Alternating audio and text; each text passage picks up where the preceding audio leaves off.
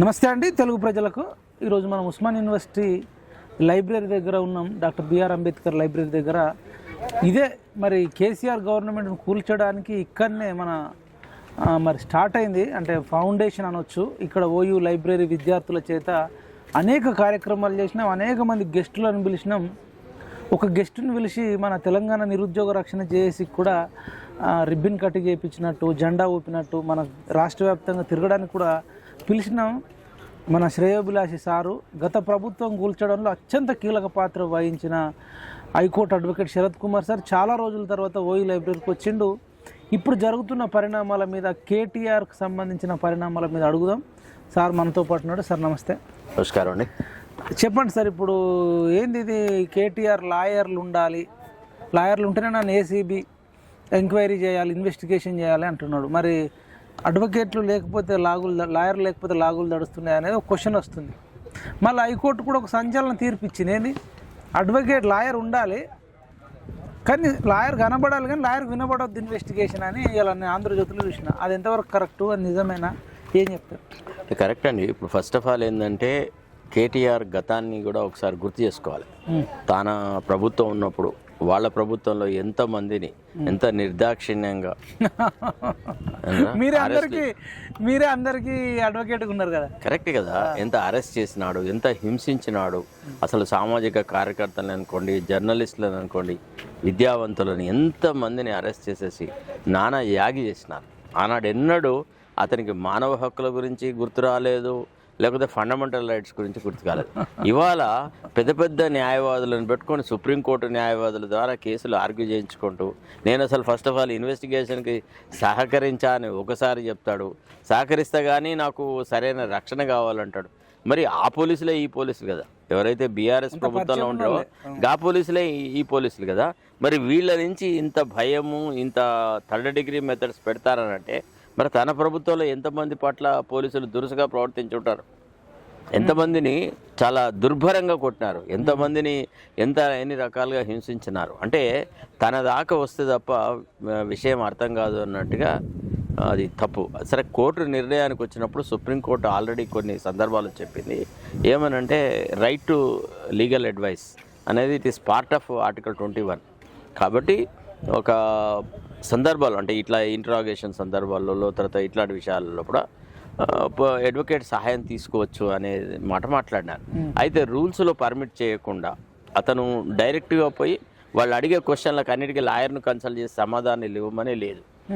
Lawyer will only watch from a distance as to whether there is any pressure on him. అతన్ని self incriminating material తీసుకుంటున్నారా, అంటే ఒప్పిస్తున్నారా. ఇప్పుడు నన్ను నేనే దోషిగా నిర్ధారించడానికి తగిన సమాచారాన్ని నేను ఇస్తున్నానా అనే విషయాలు పరిశీలించడానికి మాత్రమే న్యాయవాది ఉపయోగపడతారంట. సరే, ఏది ఏమైనా ఆయనకు చట్టం, శాసనం, న్యాయం, ధర్మం మీద ఎన్ని రోజులకైనా నమ్మకం ఏర్పడినందుకు చాలా సంతోషం. ఒక రకంగా ఇక భవిష్యత్తులో అన్న అసలు రూల్ ఆఫ్ లా అంటే ఎట్లుంటుంది, ఒక ముద్దాయి పట్ల పోలీసులు ఎట్లా వ్యవహరించాలి, అసలు ప్రజల ప్రాథమిక హక్కులు ఎట్లా ఉంటాయి, హ్యూమన్ రైట్స్ అంటే ఏంటిది అనే విషయాలు అవగతమవుతాయని మనం భావిద్దాం. అదొక రకంగా మంచిదే కదా. రాజుగా ఉన్నవాడు ఇవాళ ఏలుబడిలోకి వచ్చినాడు కదా. సో ప్రకృతి ఎంత గొప్పగా చెప్పండి. వాళ్ళు అంటున్నారు కేసీఆర్ సావు నోట్లే తలబెట్టి తెలంగాణ తెచ్చిండు, తెలంగాణ అంటే కేసీఆర్ కుటుంబం, కేసీఆర్ కుటుంబం అంటే తెలంగాణ అంటారు అని ఎవడన్నాడు? వాళ్ళే అంటారు. చాలా పొరపాటు అది. కేసీఆర్ కుటుంబంతో తెలంగాణకి సంబంధం. కేసీఆర్ ఉద్యమం చేసినాడు, కేసీఆర్ కుటుంబంలో చాలా మంది ఉద్యమం చేస్తున్నారు. అట్లనే వేలాది మంది, లక్షలాది మంది ఉద్యమాలు చేస్తున్నారు. అంటే శ్రీకాంతాచారి కంటే గొప్ప ఉన్నాడు వీళ్ళలో. అట్లాంటి కుటుంబాన్ని వీళ్ళు ఇబ్బంది పెడుతున్నారు, దాడులు అంటారు. హరీష్ రావు అంటున్నాడు. సరే, హరీష్ రావు ఏదైనా అనొచ్చు తన అవసరాల కోసమని, రాజకీయ కోణాలు బట్టి. అట్లా అంటే ఎంతో మంది ప్రాణాలు అర్పించిన వాళ్ళను కూడా వీళ్ళు విస్మరించినారు. ఇప్పుడు తెలంగాణ ఉద్యమంలో కూడా ప్రాణాలు అర్పించిన వాళ్ళకి ఎవరికి బీఆర్ఎస్ ప్రభుత్వంలో న్యాయం జరిగింది? ఎవరో ఇద్దరు వందమాగదులకు వాళ్ళకి వీళ్ళకి ఏవో చిన్న చిన్న ఉద్యోగాలు ఇట్లాంటివి జరిగినాయి. అంతే తప్ప నిజంగా తెలంగాణ ఉద్యమకారులకు జరిగిన న్యాయం ఇది ఏం లేదు. తర్వాత ఇంకోటి ఏదంటే, తెలంగాణ ఉద్యమం చేసినందుకు, తెలంగాణ సాధించినందుకు 10 సంవత్సరాలు వాళ్ళు రాష్ట్రాన్ని ఏలినారు. 10 సంవత్సరాలు ఆర్థికంగా చాలా పరిపుష్టి పొందినారు. ఎంత సంపాదించుకోవాలో అంత సంపాదించుకున్నారు. ఫామ్ హౌజులు సంపాదించుకున్నారు, భూములు జాగాలు సంపాదించుకున్నారు, కోట్లకు పడగలెత్తినారు. ఇక తెలంగాణ ఉద్యమంతో వాళ్లకు రుణం తీరిపోయింది. ఇక జీవిత కాలానికి పెన్షన్ ఇచ్చినట్టుగా ఇవ్వబడదండి. ఇక నుంచి వాళ్ళు ప్రజాక్షేత్రంలో ఉండాలంటే ప్రజలకు సేవ చేసి ప్రజలను మెప్పు పొంది చేసేదే తప్ప కేసీఆర్ కుటుంబం మీద ఏదైనా పోలీస్ చర్యలు జరిగినా చట్టకు వ్యతిరేకమైన కార్యకలాపాలు వాళ్ళు గతంలో చేస్తే వాళ్ళ మీద న్యాయ సమీక్ష జరిగినా లేదా పోలీస్ కేసులు పెట్టబడినా అవి కేసీఆర్ కుటుంబము ఉద్యమ కుటుంబం అని మాట్లాడడానికి వీల్లేదు. అయిపోయింది, ఖతం, ఫినిష్. 10 సంవత్సరాలు ఎంత దున్నుకోవాలో అంత దున్నుకున్నారు. ఇవాళ ఏ పరిస్థితులలో వాళ్ళు ఉండేది, ఏ పరిస్థితుల్లోకి వాళ్ళు వచ్చినారు, ఏం చేసినారు, ఇది ఒక రకంగా ప్రకృతి నేర్పిన గుణపాఠంగా మనం భావించాల్సి ఉంటుంది. మీరు గతంలోనే చెప్పిర్రు కొడుకు కూతురు వల్లనే కేసీఆర్ జీవితం సర్వనాశనం అయిపోయింది. కరెక్ట్. ఇప్పుడు అది నిజం అనిపిస్తుందా? అంతే. కవితనేమో 6 నెలలు జైలుకు పోయింది. మీరు ఎవరైతే కవిత వల్లనే కేసీఆర్ నాశనం అయింది అన్నారో కరెక్ట్ చెడిపోయిండు. అంతే కదా. ఇప్పుడు విషయం ఏంటంటే పుత్రవాత్సల్యము అనేది అతన్ని 2 రకాలుగా అంతుడి చేసింది. ఒకటి కళ్ళుండి కబోదిగా మారినాడు, జ్ఞాననేత్రం కూడా మూసుకుపోయింది. మరి ఇంత ఆర్తిలో ఉన్న ప్రజలకి ఇంత ఉద్యమం తర్వాత 60 ఏళ్ల కళ ఈనాడు మనకు నెరవేరింది. మనం తెలంగాణ రాష్ట్రం సాధించుకున్నాము, ఈ ప్రజలకు మనం రుణపడి ఉండాలా, ఈ ప్రజా సంక్షేమం గురించి పాటుపడాలా అనే ఆలోచన లేకుండా తనకు, తన కుటుంబానికి, తన కులపోళ్లకు అనవసరమైన ప్రాధాన్యత ఇచ్చి కేసీఆర్ తన నోట్లో తనే మన్ను కొట్టుకున్నాడు.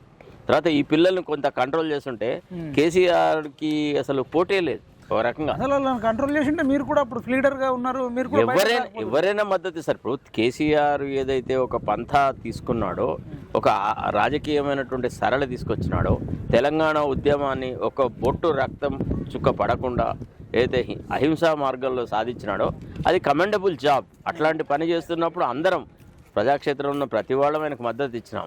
కానీ కేవలము నేను తెలంగాణ తెచ్చిన కాబట్టి ఈ తెలంగాణ మీద పూర్వ హక్కులు నాకే కావాలి, తరతరాలుగా మా కుటుంబమే పరిపాలించాలా అనేటువంటి ఆ ఆలోచన సరళికి మాత్రం నేనే కాదు చాలామంది ప్రజాస్వామ్యవాదులు వ్యతిరేకించినారు, కొట్లాడినారు. డెఫినెట్గా ఆయన ప్రభుత్వం కూలిపోవడంలో ప్రముఖ భూమిక పోషించాల్సిన అవసరం ఏర్పడదంట. అది చారిత్రక అవసరం అయింది. కేసీఆర్ను ఓడించడం అనేది ఒక నెసెసిటీ అయిందనమాట. ఇక ప్రకృతికి వేరే మార్గం లేక ఓడిచింది. సరే, కేసీఆర్ ఓడిపోయిన తర్వాత ఇక ఈయన కాసి నక్కలకు వచ్చినట్టుగా ఈ రేవంత్ రెడ్డి ప్రభుత్వం రావడం వల్ల ఏమవుతుందంటే మళ్ళీ కేసీఆరే పర్లేదా అనే ఒక వాతావరణం సృష్టించబడుతుంది. రైట్. మీరు గతంలో చెప్పినప్పుడే ఒకవేళ కేసీఆర్ అయినా ఉంటే నీ కూతురు కొడుకుని కంట్రోల్లో పెట్టుకో, వాళ్ళే జడగొడుతురని మీరు బయటకు వచ్చి ఒక 2-3 years బ్యాకే మన ఇంటర్వ్యూలో చెప్పినప్పుడు ఒకవేళ కేసీఆర్ విన్నాడు, కానీ కంట్రోల్లో పెట్టుకుంటే ఇప్పుడు కవిత జైలుకు పోకపోతుండే 6 నెలలు, కొడుకు కూడా ఇప్పుడు జైలుకు. ఇంకోటి ఏంటంటే వాళ్ళిద్దరు ఎవరి కంట్రోల్లో ఉండేవాళ్ళు కాదు. వాళ్ళకు క్రమశిక్షణ అనేది కానీ, తర్వాత పెద్దల పట్ల గౌరవం కానీ ఇట్లాంటి ఏం లేవండి. ఎంత డాంబికము, తర్వాత దురహంకారం. ఒక రకంగా చెప్పాలంటే వాళ్ళలో ఇంకా కూడా మేము దొరలం, మిగతా వాళ్ళందరూ మా బానిసలు అనేటువంటి భావనే వ్యక్తం చేస్తున్నారు. ఇప్పుడు ఇంతకు కూడా ఇప్పటికి కూడా అసలు బీఆర్ఎస్ అంటే ఎవరు అంటే ఓన్లీ కేసీఆర్ కుటుంబమే, అంతే. ఆ పార్టీలో ఉన్న బీసీలకు స్థానం లేదు, ఆ పార్టీలో ఉన్న ఎస్సీలకు స్థానం లేదు, ఎస్టీలకు స్థానం లేదు. ఒకవేళ నిజంగా బీసీలకు ప్రాధాన్యత ఇస్తే ఇక మధుసూదనాచారి పోయి వేరే చోట, తర్వాత శ్రీనివాస్ గౌడ్ పోయి వేరే చోట బీసీ ఉద్యమాలలో ఎందుకు పార్టిసిపేట్ అవుతాడు? పార్టీ తరఫునే చేస్తుండే కదా. మళ్ళీ పార్టీ తరఫున చేయాలంటే మళ్ళీ కవిత నేతృత్వంలోకి రావాలా. ఇక చిన్న పోరి, ఆమెకి ఏం తెలుస్తుంది, ఏం తెలియదు అసలు బీసీ ఉద్యమం ఏంది, ఆమె ఏంటిదండి, కేవలం పలానా ఆయన బిడ్డ అనే తప్ప ఆమెకున్న పరిణతి ఏం చెప్పడం. ఒక మాట, చిన్న వయసులో తండ్రి టికెట్ ఇచ్చినాడు, ఆమె గెలిచింది, అంతే. అట్లా ఎవరిని నిలబడినా గెలుస్తుండే ఆ ఉద్యమ స్ఫూర్తితోని, ఆ ఉద్యమం ఊపులో. ఆమె కష్టపడి శ్రమ చేసి తెచ్చింది కదా. ఒక్కసారి గెలిస్తే రెండోసారికి ఆమెకు చిత్తు ఓడిపోయింది కదా. ఆ తర్వాత ఆమె రాజకీయ క్షేత్రంలో నిలబడలేకపోయింది. మళ్ళీ ఇండైరెక్ట్ మెథడ్లోనే ఒక ఎమ్మెల్సీ కాగలిగిన పరిస్థితి ఏర్పరచుకున్నారు. అంటే వాళ్ళు ఎంత ప్రజాకంటకంగా తయారైనారు అనేదానికి అది ఒక నిదర్శనం ఉంటుంది. ఇది లొట్టపీస్ కేసు అని అంటున్నాడు సార్ కేటీఆర్, ఈవెన్ హరీష్ రావు. ఇది లొట్టపీస్ కేసు అని సార్. లొట్టపీస్ అంటే ఏంది, అసలు లొట్టపీస్ కేసు అంటే నాకు అది అర్థం. మీకు ఒక విషయం చెప్పన్నా సార్, ఇది ఎట్లుంటుంది అంటే తాటిమట్ట లొట్టపీసు అని మా దగ్గర వాడుక భాషలు అనమాట. లొట్టపీసు అంటే అప్రధాన్యమైనదని, దానికి ఇంకే అది ఏ రకంగా ఉపయోగపడని దాన్ని లొట్టపీసు అని అంటారు అనమాట. ఈ తెలంగాణ లొట్టపీసు అంటే నేను అనుకునేది ఏంటంటే అది పెట్టుకుంటే కళ్ళు అనేది దాన్ని చెత్త చెదరం ఉంటే తట్టుకోవడానికి ఇట్లా పెడతారు కదా పీసు. అవును. దాని తర్వాత ఈగలు అవి బయటకు రాకుండా పెట్టుకునేది. దాని తర్వాత దాన్ని తీసి బయట వారేయాల్సింది కదా. అది వాడి వారేయాలి అంటే దాన్ని మళ్ళీ అది వాడడానికి వీలు, అది రీయూజబుల్ కాదనమాట. ఒకసారి వాడి బయట వారేసారు అంటే అప్రధాన్యత కలిగినటువంటి అంశము అనే దాన్ని ఆయన వాళ్ళు చెప్పదలుచుకున్న పాయింట్. రెండోది ఏంటంటే, ఒకటి ఆ ఎఫ్ఐఆర్ తయారు చేసిన విధానంలో మాత్రం డొల్లతనం ఉంది. ఆ ఎఫ్ఐఆర్లో no case is made out except certain allegations of irregularities in the payment of money to different companies ఇట్లాంటివి ఉన్నాయి. కానీ ఎక్కడ కూడా ఆ డబ్బులు ప్రభుత్వ ఖజానా నుంచి విడుదలైన డబ్బులను వ్యక్తిగతంగా కేటీఆర్ కానీ, కేటీఆర్ కుటుంబ సభ్యులు కానీ, లేదా కేటీఆర్కి సంబంధించిన బంధువులు కానీ తీసుకున్నట్టు ఏ దాఖలాలు వాళ్ళు చూపట్లేదు. ఉండొచ్చు కాక వీళ్ళు మిస్యూజ్ చేయలేదని కూడా మనం వాళ్ళు ఏమంటే మళ్ళీ అది కంపెనీ ఉంది కదా, ఆ కంపెనీ మళ్ళీ గ్రీన్ కో కంపెనీ విరాళంగా కొంత డబ్బు ఇచ్చింది బీఆర్ఎస్ పార్టీ. ఎలక్టోరల్ బాండ్స్ లో అందరికి ఇచ్చినారు వాళ్ళు, ఒక టీఆర్ఎస్కే కాదు, ఆల్ పొలిటికల్ పార్టీస్ వర్ కాంట్రిబ్యూటెడ్. ఇప్పుడు ఈ కంపెనీలన్నీ ఫార్మా కంపెనీలు, యశోద హాస్పిటల్, తర్వాత మెగా ఇండస్ట్రీస్, వీళ్ళు అన్ని రాజకీయ పార్టీలకు ఎలక్టోరల్ బాండ్స్ ద్వారా డబ్బులు ఇచ్చినారు. ఈ రేస్ కార్, ఈ ఫార్ములా అది అసలు నిర్వహించాల్సిన అంత అవసరమే ఉండే సార్ అప్పటికి. సార్ ఇప్పుడు ఒకటి పీకలో తప్పులో ఉన్నప్పుడు ఇంకా 55 కోట్లు అంటే ఎట్లా, మీరు ఏం చూస్తారు అదాన్ని? అంటే ఒకటే రన్నింగ్ పోటీ పెట్టినట్టే కార్ పోటీ, అంతే కదా? అంతే, కరెక్టే. ఇప్పుడు ఎట్లుంటుందంటే ఎన్ని సమస్యలు ఉన్నా, ఎన్ని ఉన్నా కొంత బ్రాండ్ నేమ్, కొంత ఇమేజ్ క్రియేట్ చేయాల్సి ఉంటుంది. హైదరాబాద్ అంటే ఒక మెట్రోపాలిస్లలో కూడా అన్ని వసతులు గలది, ఇక్కడ కొంత టూరిస్ట్ ప్రాధాన్యత గలది అన్నిటి, దాని బ్రాండ్ ఇమేజ్ పెంచడానికి చేసినారు. పెద్ద దాంట్లో ఖర్చు అనేది అంటే కాదు, కానీ చేస్తారు సింపుల్. అది ఆర్బీఐని అడగనంట కదా, తర్వాత ఆర్థిక మండలి వాళ్ళకి కళ్ళు నెత్తి మీద ఉండింది ఆ రోజులలో. మాదే రాజ్యం, కరెక్ట్, మాదే రాజ్యము, మమ్మల్ని ఎవడు అడిగేది, మళ్ళీ భవిష్యత్తులో కూడా మేమే వస్తాము. అసలు కేసీఆర్ కానీ, కేటీఆర్ కానీ, హరీష్ రావు కానీ వాళ్ళు ఓడిపోతానని వాళ్ళు ఊహించలేదు. సామాజిక కార్యకర్తలను, యూట్యూబర్స్ను, వాళ్ళని వీళ్ళని చాలా చిన్నగా అంచనా వేసినారు. వాళ్ళకి అర్థం కాలేదంట, వాళ్ళు ఏ పిల్లర్స్ మీద అయితే వాళ్ళ టీఆర్ఎస్ సౌధం ఉందో వాళ్ళు ఆ పిల్లర్లను వాళ్ళే నరుక్కుంటూ వచ్చినారు క్రమక్రమంగా. చివరికి ఏం తయారైంది, దానంతరం కుప్పగూలింది అనమాట. ఏ మూల సిద్ధాంతాల మీద టీఆర్ఎస్ అనేది ప్రభుత్వం ఏర్పరిచిందో ఆ సిద్ధాంతాలకు వాళ్ళే తూట్లు పడిచినారు. ఒక్కొక్కటి అండగా నిలబడ్డ వాళ్ళను, పార్టీ యొక్క పురోగతికి కృషి చేసిన వాళ్ళని అందరినీ సర్వనాశనం చేస్తున్నాడు. ఇదంతా స్వయంకృతాపరాధం ఒక రకంగా. అరవింద్ కుమార్ వాళ్ళు చెప్పినట్టు మనం స్టేట్మెంట్ చూసినాం మన పేపర్లో.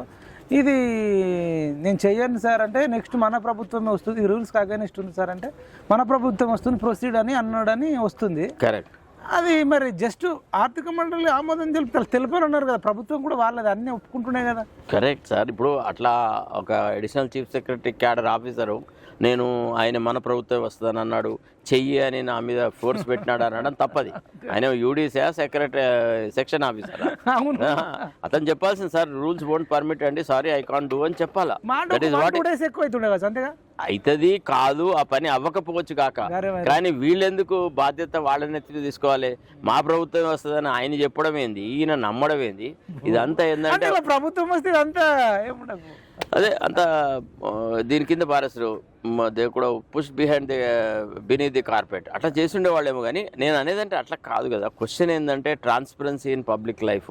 కొంత ఓ ప్రొసీజర్ అనేది ఒకటి ఉంది, ఒక ఎస్టాబ్లిష్డ్ ప్రొసీజర్ని ఐఏఎస్ ఆఫీసర్లు ఎట్లా వైలేట్ చేస్తారు, దట్ ఈస్ ద క్వశ్చన్. అంటే what is your commitment, what is your devotion to duty, how you protect the public interest, will you go on violating the rules and regulations? That's the primordial question. అక్కడ మాత్రం is an utter failure. ఇంత జరుగుతుంటే మరి 80,000 పుస్తకాలు చదివిండు మీ friend, మరి ఆయన ఒక మాట 2 రోజులు ఆగు ఆర్థిక మండలి తీసుకో ఆర్బీఐ ఏదైనా ఉంటే అసలు ఆయనకు తెలిస్తే కదా. తెలియదా? ఏ విషయాలు కేసీఆర్కి తెలియకుండా ఈ పిల్లలు ఇద్దరు చేసిన అరాచకాలకు ఒక హద్దు ఆజ్ఞ లేదు. కొన్ని సందర్భాల్లో ఆయనకు తెలిసినా వీళ్ళు ఆయన మాట వినే స్థితిలో లేరు. కవిత షీఈస్ ఆమె గాన్ కేస్. కేటీఆర్ ఇంకా చాలా, అంటే నేనేదో పెద్ద బాగా మాట్లాడగలుగుతున్నా, నాకు మాటల చాకచక్యం ఉంది, నేను అన్ని రకాలుగా ఇది చేస్తున్నా అనే యాంగిల్లో ఆయన పోయినాడు. సరే, కాకపోతే ఏంటంటే వీళ్ళకి ప్రజాహితము అసలు, అరే మనము ప్రజల తరఫున ప్రభుత్వం నడపాలా, it's a democratic government, we must always look after the interest of the weaker sections అని వాళ్ళకి అట్లా తోచలే. వాళ్ళు ఎంతసేపు ఆర్భాటాల ప్రభుత్వంలాగా నడిపినారు. ఫస్ట్లో ఆయన ఏమన్నాడంటే, అవును నేనే ఇస్తే తప్పేంది, నన్ను తినలేదు కదా, మీరు అయినా అరెస్ట్ చేస్తా అంటే నేను వెళ్ళి యోగా చేసుకుంటా జైలుకి వెళ్ళి తర్వాత వచ్చి పాదయాత్ర చేస్తారన్నాడు. ఆ మాటలను ఎట్లా చూడవచ్చు? ఎట్లా చూడొచ్చు అంటే మనకు మహాభారతంలో ఉత్తర గోగ్రాణం అని ఉంటుంది. ఉత్తరుడు ఆడవాళ్ళ మధ్యలో ఉండి చాలా ప్రగల్భాలు పలికినాడు.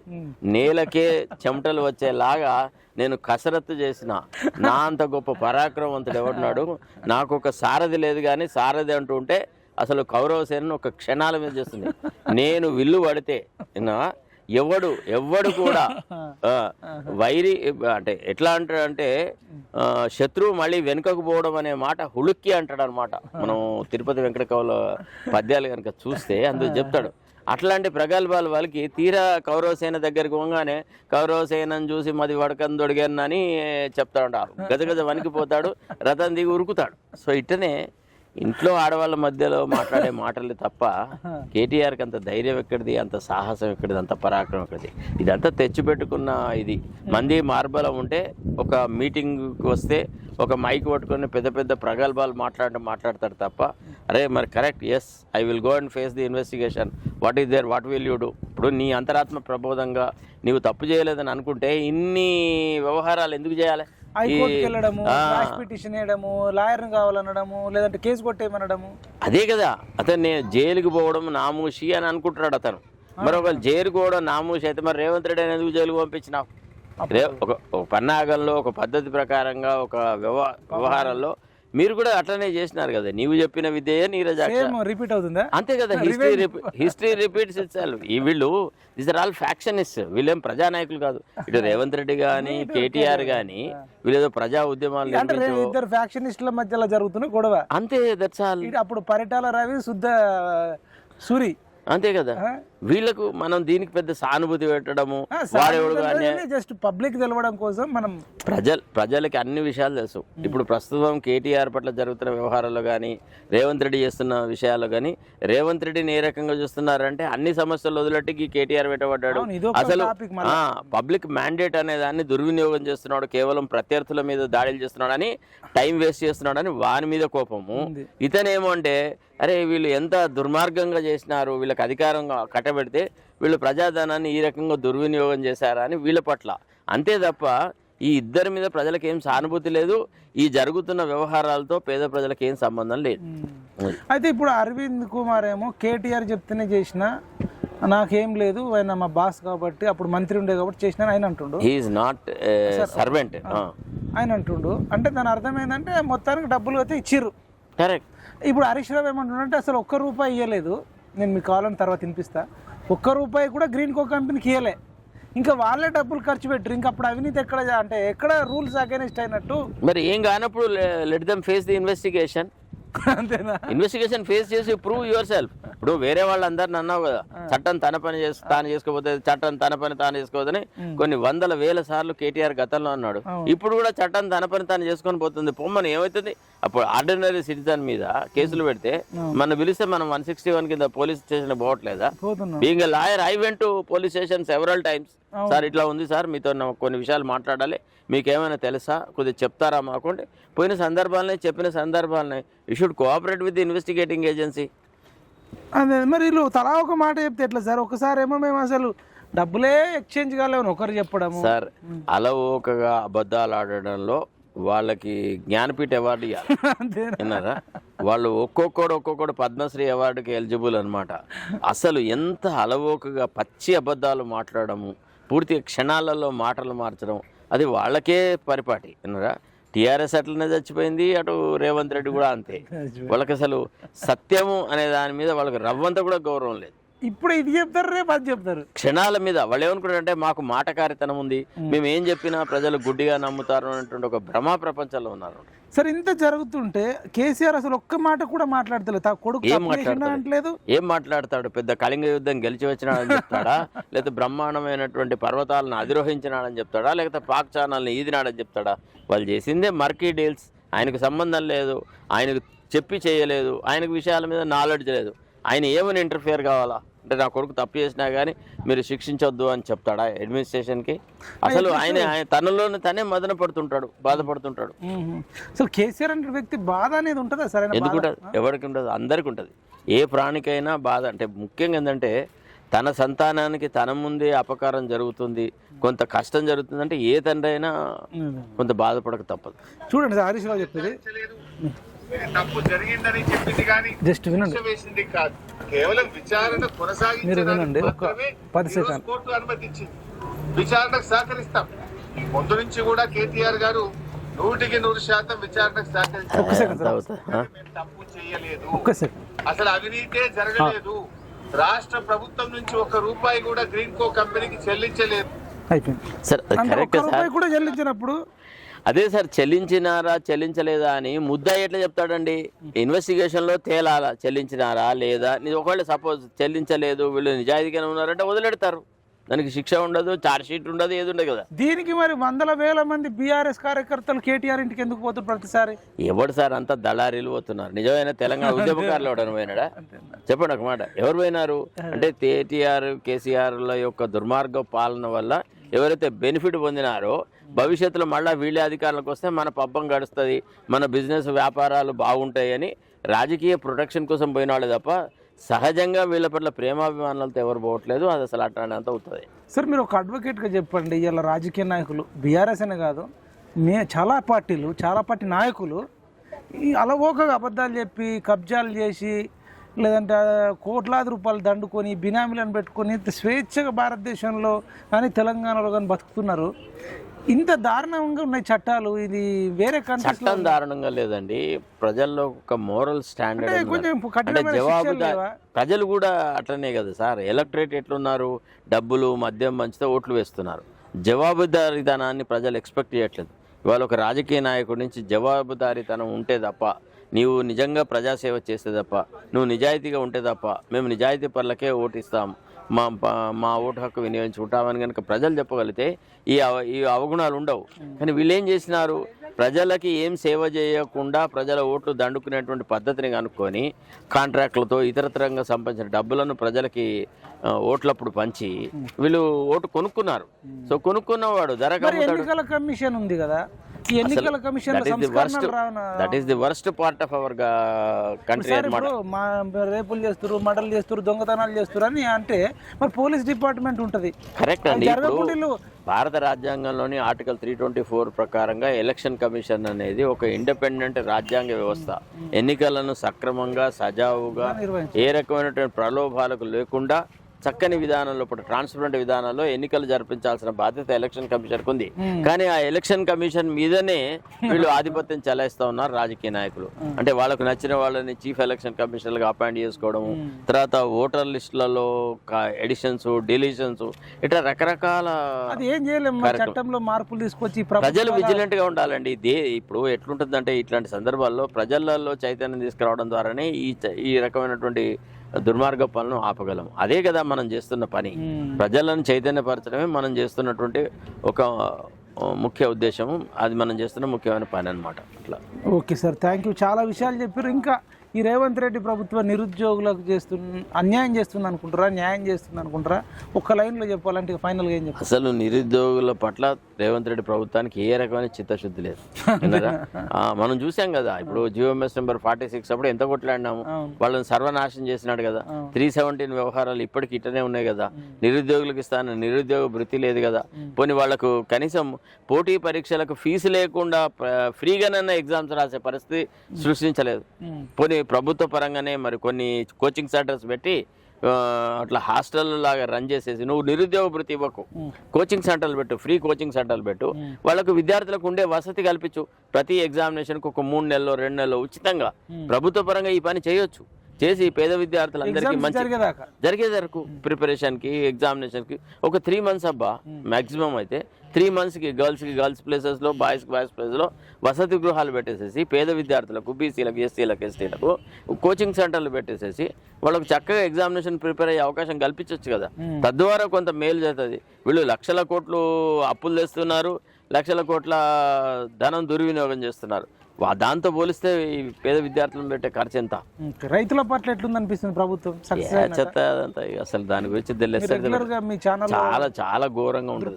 రైతుల పరిస్థితి చాలా మంది ఏడుస్తా ఉన్నారు.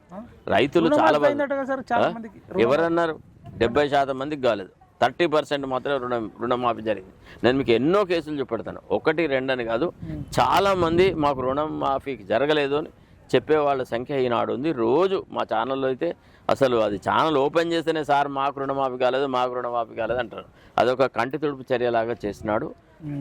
అది రైతు భరోసా 15,000 ఇస్తా అని 12,000 ఇస్తా అంటారు. దీన్ని ఎట్లా చూస్తారు? మోసం, పచ్చి మోసం. అది రేవంత్ రెడ్డి చేసిన పచ్చి మోసము. అంటే తను ఓట్ల కోసమని అబద్ధం ఆడినా అని మరొకసారి నిరూపించుకున్నాడు. దీని ప్రభావం ఢిల్లీ ఎన్నికల మీద చాలా ఖచ్చితంగా చూపెడుతుంది. దేశమంతా అబ్జర్వ్ చేస్తారు. ఎందుకు చేస్తలేరు? మంచి కాంగ్రెస్ పార్టీ హైకమాండ్ ఆఫీస్ దగ్గరనే పోస్టర్లు వేసినారు.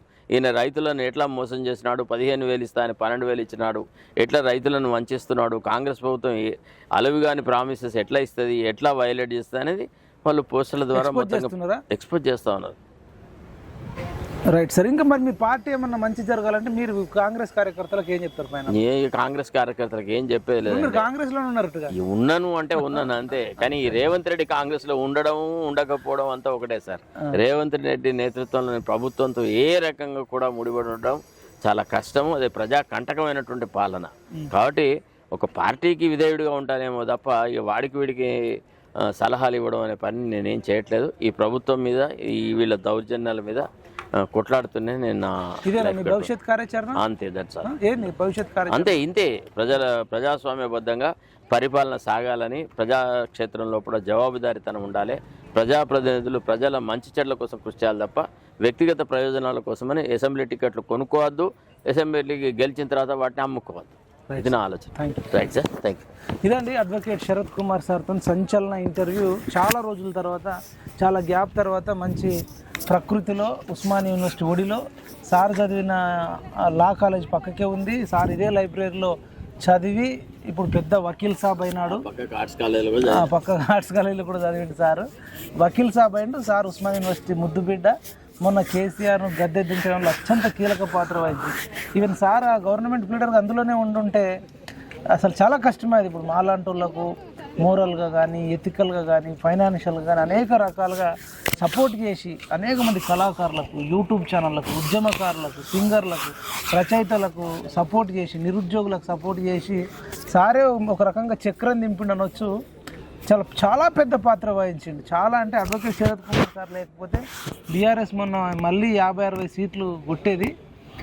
సారు వల్లనే చాలా మార్పు తీసుకురాగలిగింది. నిజంగా సార్కు ధన్యవాదాలు తెలియజేస్తూ, ఇప్పటికి కూడా కాంగ్రెస్ పార్టీకి అంటగాకుండా, కాంగ్రెస్ను భజన చేయకుండా, కాంగ్రెస్ చేస్తున్న తప్పులను కూడా, ఈవెన్ రేవంత్ రెడ్డి చేస్తున్న తప్పులను కూడా ఇప్పుడు ఇంకా అంతకంటే ఎక్కువగా దృక్కోణం ఛానల్ ద్వారా ప్రతిరోజు మార్నింగ్ ద్వారా చాలా పెద్ద మొత్తంలో మరి పబ్లిక్ కానీ, యువతకు కానీ అండగా ఉంటుండు అడ్వకేట్ శరత్ కుమార్ సార్.